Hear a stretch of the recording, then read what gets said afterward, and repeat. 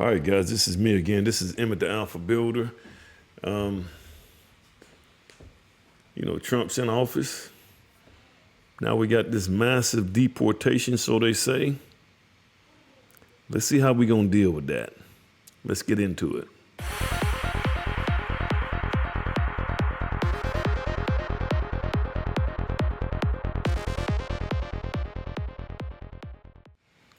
All right, guys, this is Emmett Stallworth, the Alpha Builder. Hey, guys, you get a chance, before we jump into this right here thing, go ahead and hit the like, share, or whatever, subscribe button, hit that thumbs up button. I think it's a thumbs up button, or hit the bell button so that, you guys can constantly be reminded when I got another video that comes on. But guys, this right here video here was inspired. What inspired me to do this video is that a person that took one of my classes, she sent me this right here, guys. And let me see, can I get right into it, guys? I got a commentation screen, and I'm getting used to this right here. So it's taking me a little time, and I'm trying to figure out what screen I need to go to, and I think it's this one right here. All right, let's see if we can play this right quick, like. All right, here we go. Usually used to be worked on every day, day in, day out. Ain't nobody working, not a soul. The Hispanic workforce is pretty much gone out here. Our workers, the Hispanics, they will be up there. They don't want this to get wet. All those houses are sold, getting wet more than they have to and getting destroyed by the humidity. Well, they pay for them already. This is not good. This is not good. I'm not seeing a lot of workers here. I'm not seeing a lot of movement going on here. This is not good. From a real estate standpoint, if you're already under contract for a property that's under construction, expect a lot of delays. And if you're looking for a new build property, expect prices to go up because there is a ridiculous shift taking place right now in the workforce. And unfortunately, that check is going to be passed on to us, the consumers. This is so sad. So, all right, so the thing was, I guess the whole premise of this right here is that since Donald Trump has has sent the executive order to start mass deporting illegal immigrants, those were the guys who were doing all the work. And so now, since all the guys who are actually doing all the work is not doing the work anymore, then we don't really have anybody to do the work. So what inspired this conversation is she sent this to me, and I said, and guys, I responded. I said, the whole point is that since there are no one to do the work now, that this is a chance that African Americans, mainly African American guys who used to do this type of work back in the day, would come in, and they would be the ones to come in and do this work. Well, I got two issues with that. And guys, I'm not your Uncle Ruckus, and I'm not the guy with the bad news, and I'm always trying to come here and just trying to, frown upon African Americans. And but here's the issue with that. This is how I responded. I said, I don't think that the new generation of boys that we have here are going to want to get in here and do this kind of work. This labor work, they're not going to want to do it. These guys think that they need to be rappers and athletes. This is what they have been conditioned from little boys all the way up into adult men. This is the mindset that we have incorporated. And not only that, the people who actually have the skills to teach you this stuff, these guys, the African-American men that used to teach these trades and things like that back in the day, they were actually out here doing it. And they were very successful in the businesses that they had. But most of those African-American men, they took jobs. So they don't have their own businesses anymore. Or they hadn't been successful enough in the business that they have in order to be able to create a platform so that the younger generation of African American boys can kind of come in through them. Now, this was how I came back. This was my response. But she made a good point. She made an excellent point. She responded back to me. Let me just see, can I read what she said here? She said that,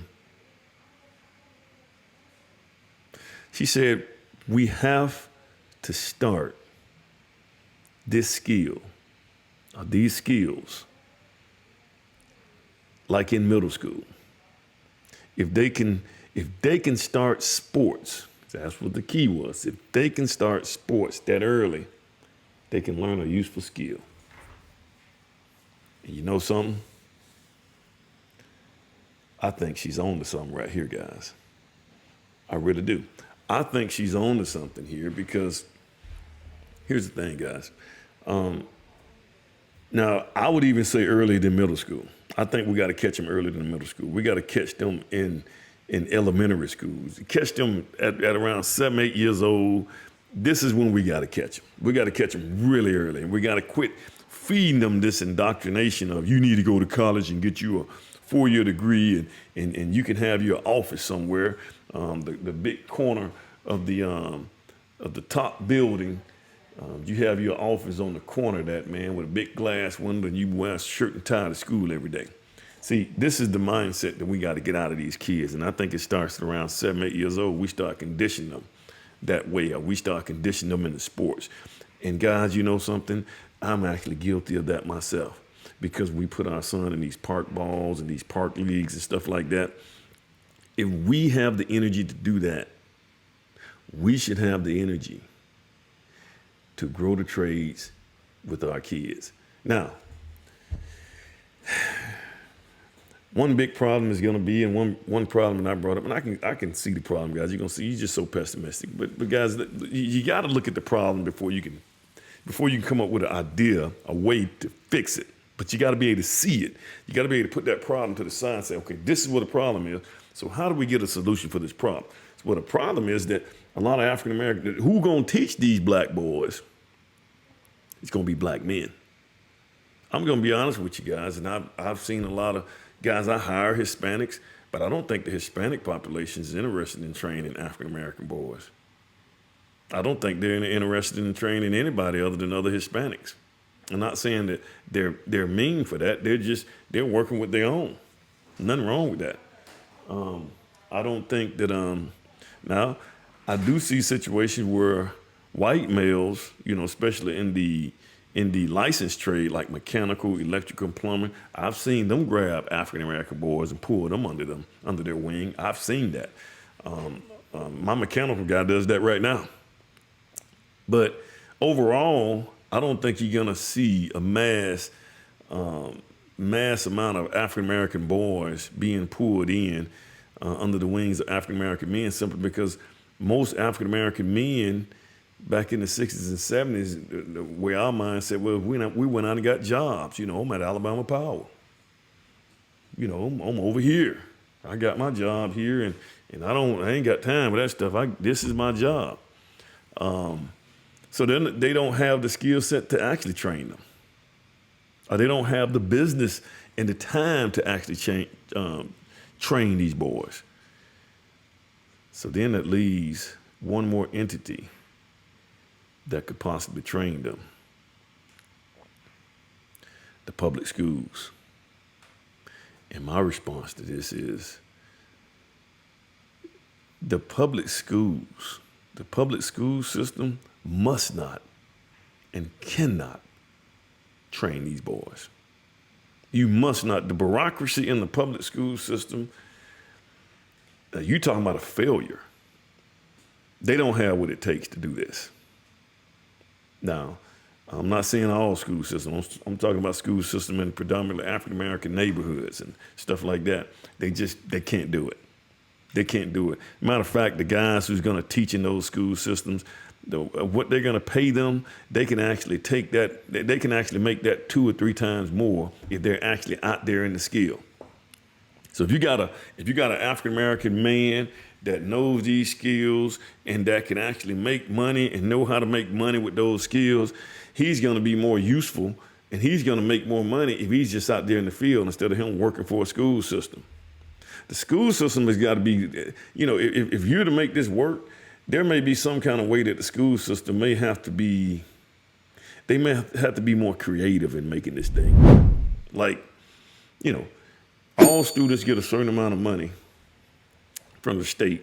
Well, they're trying to get rid of the State Department of Education, but all the students, say here in Alabama, each student get a certain amount of money from the state. For each student. Let's just say, I don't know, it's $6,000, $7,000.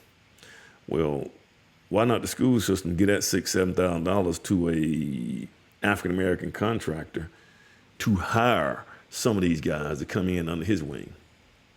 But now you need to really vet that contractor to make sure he's legitimate. And you know, because guys, if you hire these teachers, number one, the teacher's just going to work in this realm. So they're going to go to a public school system and teach construction.